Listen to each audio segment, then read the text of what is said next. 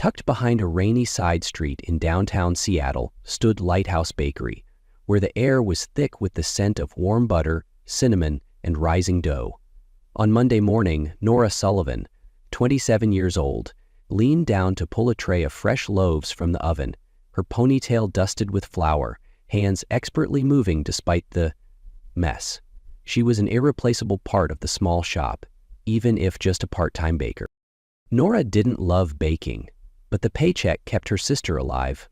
Ivy, her younger sister, was battling end-stage liver failure, and each morning before leaving for work, Nora checked Ivy's dialysis machine, wiped the sweat off her pale forehead, and whispered soft encouragement before locking the door to their shared one-bedroom apartment. After her shift, Nora would rush across town to the community center, where she taught free art classes for kids with disabilities, the only part of her day that brought her peace. Every dollar she made disappeared into hospital bills. The transplant would cost nearly $180,000, 0 cents, and insurance barely covered half. Nora had done the math over and over, but that number stood like an immovable wall. Without the surgery, Ivy had only months left. That afternoon, as Nora wiped the bakery counter, Callie, her college friend, walked in. She wore a crisp blouse and carried a paper bag and a hopeful smile. "Brought you something," Callie said, setting a cream-colored invitation trimmed with silver onto the counter. A charity gala hosted by Heart Innovations. They fund a lot of transplant grants and medical research. The ticket was supposed to be mine, but I have a conference in Boston this weekend. Nora hesitated. "Me? At a gala? I don't even own a proper dress, just thrift store hand-me-downs." Callie smiled. "Exactly why you should go. For Ivy. You just need one person to believe in your story. One conversation can change everything." Nora stared at the invitation. It was heavy in her hands, like something meant for someone else. But in her mind, she saw Ivy curled up on their battered sofa, breath shallow, and she nodded. "Okay, but if I embarrass myself, I'm blaming you." Callie laughed, eyes sparkling. "Deal. Just promise me you'll show up." The dress Nora wore once belonged to Ivy, a simple navy blue gown her sister had worn to a graduation party 3 years ago. Now it hung loosely on Nora's frame, the hem slightly unraveled, the waist held in place by safety pins. Her brown hair was pulled into a low ponytail, and her black flats were scuffed and worn thin. It was all she had. She stood in front of the Regal Grand Seattle, a glittering hotel awash in gold light. A red carpet rolled out across the stairs. Luxury cars lined the street, and women in flowing gowns stepped out, arms linked with tuxedoed men, camera flashes going off in bursts. Nora swallowed hard. The invitation in her hand suddenly felt like a joke, but it was all the hope she had. She walked up the marble steps, holding her head high, gripping her old leather clutch. At the reception desk, a blonde woman in a black suit greeted her with a tight smile and scrutinizing eyes. "Good evening. Your name?" "Nora Sullivan," she replied, steadying her voice. The woman tapped briskly on an iPad, pausing. "I'm sorry, that name isn't on the list. This ticket was issued to Callie Jensen." "Yes, she's my friend. She couldn't make it, so she gave it to me." The woman raised a perfectly shaped eyebrow, her gaze cooling. "I'm afraid we don't allow ticket transfers. This is a private, invitation-only event. If your name isn't listed, I'll have to ask you to leave." Nora felt her face burn. Behind her, a few guests murmured, some with soft chuckles that weren't meant to be kind. "She probably thinks this is a free soup kitchen." Looks like she ran in from a bakery. Nora opened her mouth to explain, but her throat tightened. Inside her purse was a printed page, an overview of Ivy's illness, costs, transplant urgency.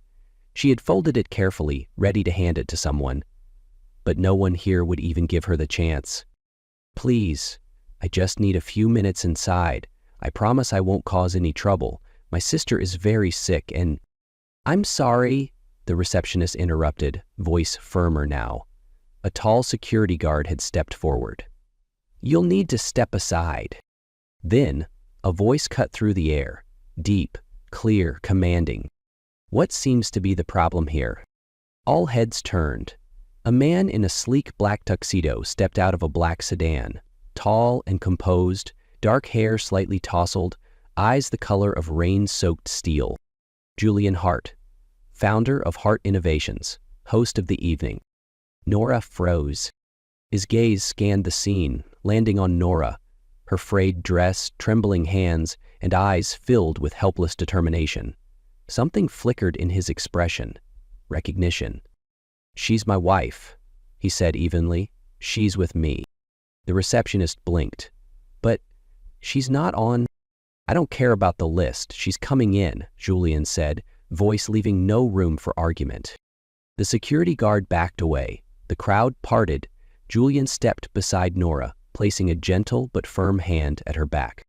"Let's go," he said softly, "just for her." Nora followed, half-legged, her heart pounding like a drum. The world behind her fell away, swallowed by gold light and the hum of orchestral strings. For the first time, the girl whose name wasn't on the list walked into a ballroom of power and privilege, not because she belonged, but because someone believed she did. The VIP lounge tucked behind the main hall was unusually quiet, bathed in soft, ambient light from crystal chandeliers overhead. Plush red carpet softened every step, and tasteful decor gave the room a calm, understated elegance. Nora sat on the edge of a leather chair, clutching her purse like it was the last thread holding her together. Julian stood near the window, hands in his pockets, eyes cast out toward the distant city lights. For a long moment, neither of them spoke. The space between them felt suspended, heavy yet calm. "You don't recognize me, do you?" Julian asked at last, still not turning around. Nora furrowed her brow. I'm sorry, I don't think we've met." He turned now, and his eyes no longer held cool detachment, but something gentler. "2 years ago, a street festival in Pioneer Square, my son, Aiden, went into anaphylactic shock after eating something with peanuts. I panicked, and then you appeared." Nora froze. The image hit her like a crashing wave. A little boy, maybe 3 or 4, gasping for air, turning blue as the crowd around him fell into chaos. She had taken a basic first aid course at the community center. Without thinking, she'd rushed forward, dug through his backpack, found the EpiPen, and administered it. When his breathing steadied, she'd quietly walked away. That was your son?" she whispered. Julian nodded. "Aiden, he's alive because of you. But I just did what anyone would have done." "Not everyone acts," he said softly. "I tried to find you afterward, asked around, but you left no name, no number, just a girl with a gentle voice and eyes that told me things would be okay." Nora looked down. She never thought that fleeting act would linger so long in someone's memory. Julian took a step closer. "Tonight, I saw them shame you at the door of a gala I'm hosting. No one stepped in, and I couldn't let that happen again. Calling you my wife was the fastest way to make them stop." Her eyes widened. "You lied for me? You saved my child. That's not something I could ignore." Silence settled again. Outside the window, light rain had begun to fall, smudging the city in silver streaks. Nora reached into her bag, her fingers brushing the folded page she had printed that morning, a summary of Ivy's condition, medical costs, and their dwindling options. "I'm not looking for a handout," she said quietly. "I came tonight because my sister is dying, and I don't know where else to turn." Julian glanced at the paper she offered, but didn't read it right away. Instead, he sat across from her, his voice steady and low. "You don't have to explain, but if you still want to attend this gala as a guest, I can walk beside you. No one will question it again." She hesitated. Her dress was old, her shoes tired, her mind spinning. But in his eyes, she didn't see pity. She saw respect. "Okay," she said softly, "but I don't know how to behave at events like this." Julian smiled, his first real smile. "Just walk like you belong. I'll be right there with you." Under the warm glow of the grand ballroom chandeliers, violins sang softly, each note floating like silk through the air. Everything shimmered and sparkled, but to Nora, it all felt like a dream. She walked slowly beside Julian, still gripping her old clutch like a shield. But he walked tall, steady, as if there were no lie in the world. Guests began to take notice. Is that Julian Hart? And who's the woman with him? His wife? The whispers circled the room like rising steam. Nora lowered her gaze, wishing she could shrink. But Julian held his head high, like nothing about this evening was out of place. Just as they passed the reception table, a high-pitched voice pierced the air. "Dad!" A young boy came darting through the crowd, wearing a tiny suit with a crooked bow tie. His curls bounced, his gray eyes sparkled. He skidded to a stop in front of Nora, eyes wide as saucers. "It's you," he exclaimed. "You're the lady who saved me at the fair. You made me breathe again." Nora knelt down, stunned. "You remember me?" The boy nodded enthusiastically, then threw his arms around her waist, burying his face in her old dress. "You said I was a superhero. I told Daddy all the time, but he couldn't find you." The crowd began to quiet. Curious glances turned softer, gentler. An older woman nearby placed a hand over her heart. "She's the one who saved Julian's son?" A photographer lifted his camera. "Get this. This is the shot." Nora flushed, gently stroking Aiden's sweaty curls. "You have a great memory," she said softly. "I'm so happy to see you doing well." Aiden beamed. "You said I didn't need a cape to be a superhero." Across the room, Julian watched. He had seen his son smile before, but never like this. Never this wide, this bright, this free. A woman in a sleek black gown approached him, her tone sharp beneath a velvet voice. "So that's really your wife, Julian?" He didn't answer right away. His gaze stayed on Aiden and Nora. "She's the woman who saved my son's life," he said simply. The woman fell quiet and backed away. No one else dared ask. Aiden tugged Nora toward the dessert table, pointing at a cupcake with pink frosting. "Try this one, it's so good." Nora laughed and let herself be pulled along, swept into the chaotic, beautiful world of a 5-year-old's joy. Meanwhile, Julian made his way over, wine glass in hand, his eyes softer than they had been all evening. "Are you okay?" he asked gently. Nora nodded, brushing Aiden's hair as he licked frosting from his fingers. "He's wonderful. Thank you for everything." Julian inclined his head, a small smile tugging at his lips. "No need to thank me," he said, "because the truth is, you're not just saving Aiden once. You're doing it again. Right now." She didn't understand immediately, but something in his voice, quiet, sincere, made her heart stumble. In a ballroom full of polished people and designer dresses, for the first time, she didn't feel like she didn't belong. Beside the colorful dessert table, Aiden's laughter had pulled the evening into something softer, more human. But as night fell outside the Grand Hotel's glass doors, Nora knew the real reason she came tonight still waited, untouched, in her purse. The gala was winding down. The music softened to a distant hum, and guests began slipping away under chandeliers dimmed to gold.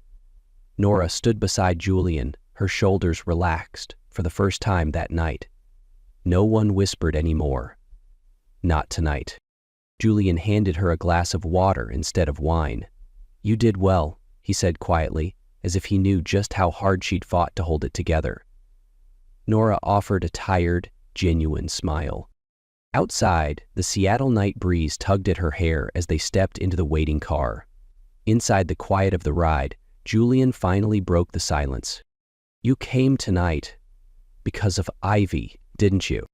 Nora clutched her bag tighter on her lap. Her eyes drifted to the window. The city blurred past, buildings melting into smudges of light. "Yes," she said. "I came in Callie's place. She said there might be medical sponsors there. Ivy needs a liver transplant. Insurance won't cover enough. I just hoped someone might listen." She opened her purse slowly, pulling out a neatly folded page. The same one she had carried all evening. "This has everything. Diagnosis, waitlist details, cost breakdown. I brought it just in case. Someone cared enough to look." Julian took it from her gently, skimming the document. His face didn't change, but his fingers curled tighter around the paper. Nora, let me cover Ivy's transplant, fully, as a thank you for saving Aiden's life. She stared at him, stunned. Her heart kicked against her ribs, not out of relief, but because something deeper, more stubborn, flared up. No, she shook her head. I can't accept that. I didn't come tonight to ask for money.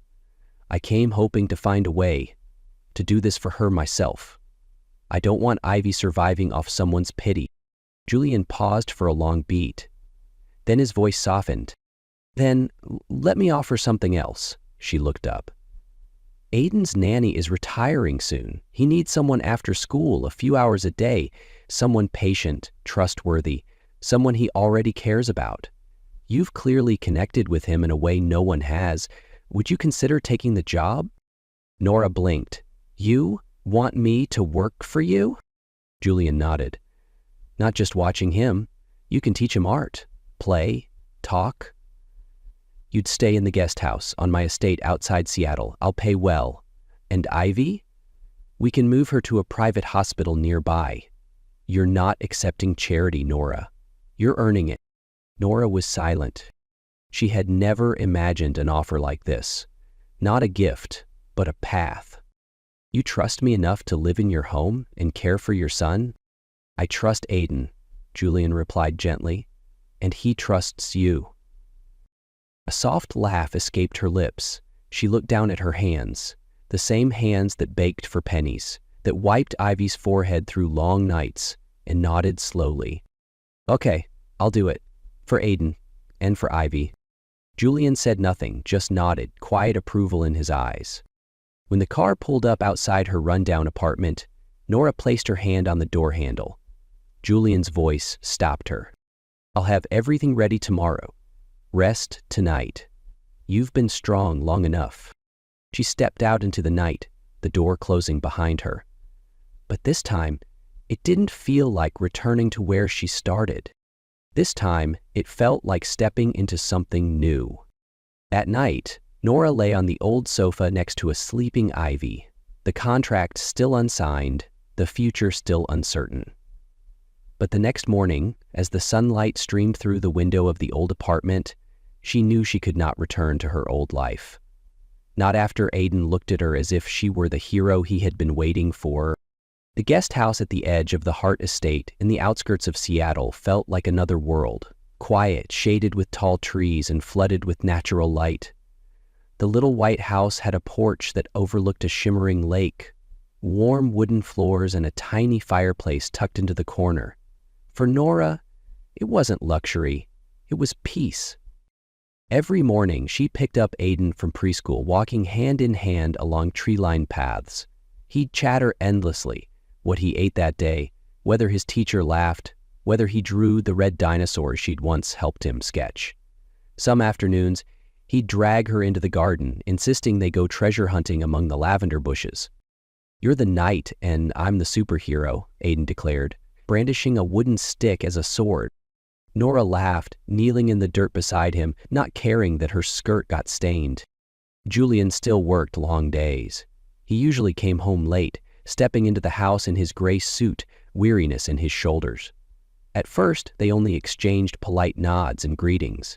But slowly, he began lingering at the threshold of the guest house, silently watching as Nora and Aiden colored, read books, or laughed under the soft yellow glow of evening lamps. One Saturday evening, Julian came home early. Nora and Aiden were making cookies, more mess than success. The kitchen smelled of burnt chocolate and joy. Julian stood at the door, his shirt collar unbuttoned, sleeves rolled up, watching the smoke wafting from the oven. You know we have a housekeeper, right? He asked, grinning. Nora turned, laughing sheepishly. Aiden said cookies were your favorite, but we may have failed. Julian stepped in, picked up a slightly scorched cookie, took a bite, and winced. Yeah, failure confirmed. Aiden giggled. But I made it for you, Dad. Julian tousled his hair. And I love it. Best cookie ever. They had dinner together that night, a simple plate of pasta and a little red wine. In the warm glow of the dining room, Julian talked about the early days of building his company, while Nora told stories about the bakery she once worked in and her art classes at the community center. "Do you miss that place?" Julian asked. Nora nodded. "It's where I found myself, among kids no one else wanted to teach." There was a pause. Then Julian said quietly, "Maybe you're doing that again with Aiden." Nora didn't reply, but when Aiden fell asleep against her shoulder, Julian gently lifted him, then returned with a look that was no longer just gratitude. It was something deeper, something tender. He poured another glass of wine for both of them, and they sat in the soft glow, talking quietly about little things. Aiden's favorite songs, the Seattle rain, or the scent of lavender outside.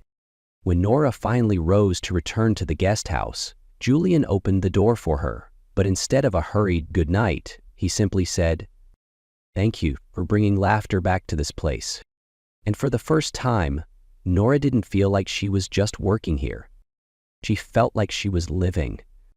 On Friday morning, Nora knelt to tie Aiden's shoelaces in front of his preschool gate when a sleek black SUV pulled up.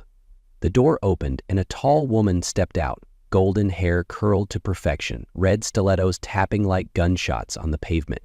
Her eyes scanned Nora like she was a discounted item in a thrift shop. Then she removed her sunglasses. Ice's eyes sharp and assessing. "You must be Nora Sullivan." Nora stood, her hand still gently holding Aiden's. "Yes, I'm Aiden's caregiver." The woman smirked. "I know, your name's making the rounds." She stepped closer, her voice dropping. "I'm Celeste Monroe, Julian's former partner, and the daughter of Heart Innovation's largest shareholder." A blow without touching.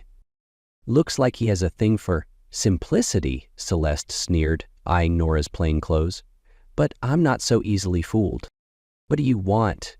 Nora asked, steadying her voice. Celeste tilted her head. "To remind you that fairy tales don't last. I've seen women like you come and go, playing angel until the truth cracks through." Then lower, darker, "If you really care about Julian and Aiden, you'll leave before it goes too far." Aiden tugged Nora's hand, his voice anxious. "Miss Nora, who is she? You're not leaving, right?" Nora knelt, smoothing his curls. "No, Aiden, I'm here for you." But inside, she trembled. That evening, back in the guest house, her phone buzzed. The screen lit up with a trending post. Is Julian Hart secretly married to a baker girl? Who is Nora Sullivan, mystery woman at the Hart Gala? The photos, slightly blurred, captured her and Julian side by side at the gala. The comments cut deeper. Classic gold digger move. Is this Cinderella or a PR stunt? Peeling downgraded hard. Nora dropped the phone on the table, heart pounding. The next morning, from the main house, Julian's voice thundered through the halls. "I don't care what the board thinks. This is personal. If anyone keeps leaking stories, I'll sue." When he stepped out and saw her in the hallway, his voice softened. "You heard that?" he asked gently. Nora nodded. "I'm sorry. I didn't mean to drag you into this. Maybe I should go." Julian walked closer. "Because of some comments online? You've done nothing wrong." "And Celeste?" she whispered. "She came to the school. Said I'm just another charity case in your life." Julian's jaw tightened. "Celeste doesn't get to define you. She's always tried to control everything, including me." Nora looked down. "I didn't come here to be a problem. I came to help Ivy. But now, I'm pulling you and Aiden into the storm." Julian paused, then said, low and steady, "You brought laughter back to my son, and you're teaching me that the best things in life don't come from control, but from trust." Nora said nothing, but that night she didn't sleep. She knew she had to choose, whether to stay or leave, before this fragile beginning shattered completely. The phone rang, jolting Nora from sleep. Her heart pounded as she grabbed it. The caller ID read St. Francis Hospital, where Ivy was being treated. "Ms. Sullivan, this is Dr. Carter. Ivy's condition has worsened. She's suffered internal bleeding and her liver enzymes have spiked. We've moved her to the ICU. You should come immediately." Nora leapt from bed, throwing on a shawl and rushing out without a second thought. She didn't call Julian, didn't think about anyone. There was only one person in her mind, Ivy. By the time she reached the hospital, Ivy was stabilized, but the doctor was clear. She needed a liver transplant within 10 days or less. The public donor list is too long, the doctor sighed. Her chances are close to zero, unless someone sponsors a switch to the private system. Nora sat frozen in the ICU hallway. It felt like she'd returned to square one, helpless, breathless, crushed by fear. Just as dawn broke, Julian appeared at the end of the corridor. He wore a gray wool coat, his hair tousled, his expression strained. "You left without saying anything," he said, voice low. "I'm sorry. I didn't think. I just knew I had to be here." He sat beside her without a word. Minutes passed in silence. Then he asked, "How long does she have?" 10 days, maybe less. More silence. Then he stood. "Come with me." Nora blinked. "Where?" "There's something I want to show you." They drove to a tall glass building downtown, the headquarters of Heart Innovations. Julian led her to the 18th floor, to an unmarked door. "This is a project I've quietly built over the past 2 years," he said. "A medical relief fund. Private. No press. For the people the system forgets." He opened the door. Inside, a modest office held a whiteboard with patient names, medical notes, and dozens of thank you letters pinned to the wall. "You're not the first I've tried to help," Julian said, his eyes steady. "But you're the first who refused, not out of pride, but out of dignity." Nora stood still. She had never imagined that behind the cold exterior of a CEO was someone quietly fighting for the unseen. "Why didn't you tell me sooner?" "Because I didn't want you to feel like an exception." She looked down. "And I doubted you. I thought it was pity." Julian stepped closer, his voice gentler. "You're not a burden, Nora. You're the only person who makes me feel like I don't have to get everything right all the time. I want to help Ivy, not out of debt, but because you made this family feel alive again." Their eyes locked. For the first time, no more walls. "Do you trust me?" Julian asked. Nora took a breath. "I do, and I'm not leaving." He smiled. "Then let me take care of the rest." The days that followed passed like a lucid dream. Ivy was moved to one of the top private hospitals in the city. A private room, the best doctors, and a liver transplant date scheduled far sooner than they ever dared hope. Sitting by Ivy's bedside, holding her hand, Nora didn't feel fear anymore. She felt gratitude. "So, are you living in a fairy tale now?" Ivy teased, her voice soft, but her eyes sharp as ever. "No," Nora smiled gently. "I'm just living somewhere I was chosen to stay." At the Heart Estate, things shifted quietly but undeniably. Aiden started calling her "My Miss Nora" in front of everyone, as if staking a claim. He reached for her hand first when entering a room, leaned into her shoulder when tired, and whispered secrets only they shared. Julian remained quiet, but something had softened. He'd stand silently in the kitchen, watching her bake. Once, he wordlessly brewed 2 cups of tea and placed one beside her. No words needed. One evening, after Aiden had fallen asleep, Nora and Julian sat on the guest house porch. The air was cool, but they didn't go inside. A glass of wine, a few small stories, and a long, gentle silence. Then Julian asked suddenly, "Do you think this feels like home yet?" Nora turned, her heart skipping once. "Not at first, but now. Every morning waking to Aiden's footsteps outside my door, every afternoon baking while you grumble about the mess, I think. I'm starting to believe I belong here." Julian studied her for a moment. In his eyes, she was no longer the stranger who crashed a gala. She was the woman who had changed the very rhythm of his home. "I never thought I'd share this house with anyone again," he said quietly. "But then you came, not trying to take space, just showing up at the exact right time." "I don't know what happens next," Nora whispered, "but I know if I ever leave, the first place I'll miss is here." Julian tilted his head, voice low. "Then don't leave." A pause. Then the door burst open. Aiden, tousle-haired and teary-eyed, ran out. "I dreamed you were gone," he cried, throwing himself into Nora's arms. She wrapped him close. "I'm not going anywhere, sweetheart. I'm right here." Julian sat beside them, wrapping his arms around both, like it was the first time he allowed himself to exhale fully. And Nora knew she was no longer a guest. She had found her home. A month later, Ivy underwent a successful liver transplant. The doctors called it a miracle of timing and trust. Nora stood outside the recovery room, clutching a keychain Aiden had given her, a little wooden cookie with messy letters spelling Super Nora. Julian stood beside her, taking her hand. They didn't speak. They didn't need to. In the quiet, there was a promise that no matter what came next, they'd face it together. For Nora, happiness didn't come from being rescued. It came the moment she found a place where she could stay, not because she had something to prove, but because someone simply wanted her there.